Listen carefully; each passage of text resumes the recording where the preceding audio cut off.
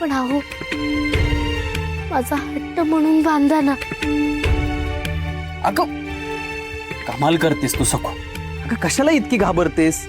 अगं तू तर किती हिमतीची आहेस सखू.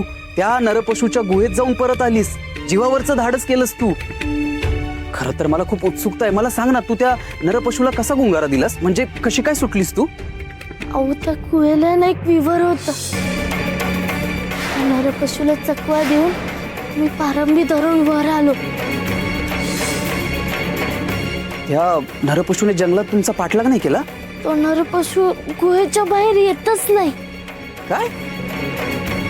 गुहेबाहेर येत नाही? हो.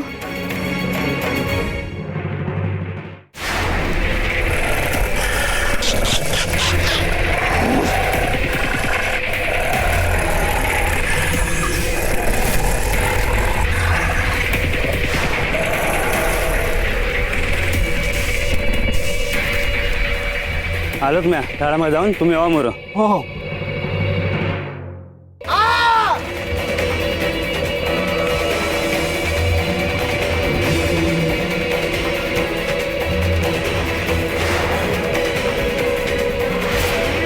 जाधवाने धरलं की काय?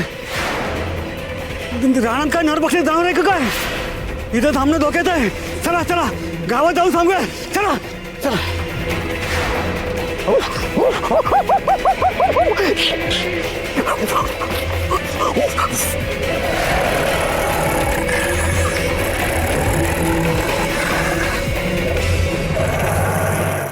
सखू, तुला एकटीला दागिने शोधायला पाठवलं तेव्हा खरं तर खूप राग आला होता मला तुझा. पण नंतर मनात विचार आला, तुझ्या बोलण्यावर विश्वास ठेवून तुझ्यासोबत यायला हवं होतं. तू एकटी संकटात सापडली तर काय करशील? नाही नाही, बरं केलं तुम्ही नाही आलात ते. काय बरं केलं सखू मी? तू माझी इतकी काळजी करतेस, पण मी तुला एकटीला संकटात सोडून माझ्या कर्तव्यात चुकलो ग.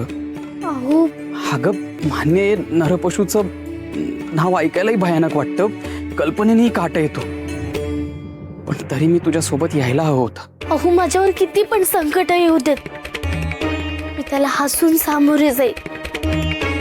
पण तुमच्यावर संकट यायला नको. सखू अगं, ही काय पद्धत आहे विचार करायची? अहो बाईला तिचं कुंकूच प्राणाहून प्रिय असतं.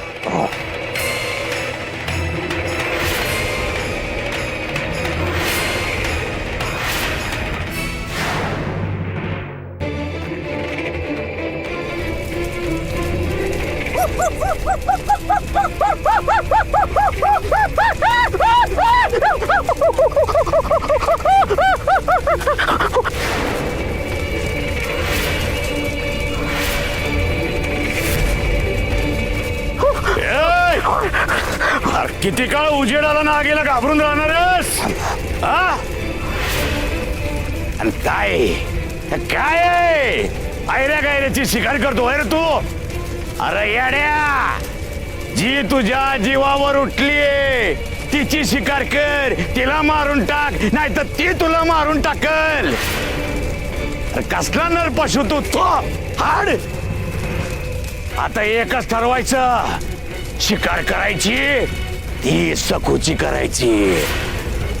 तिला मारायचं करून ठेवायचं मनात, सखूला मारायचं नाहीतर ती तुझा जीव घेईल. कळतंय का? कळतंय का?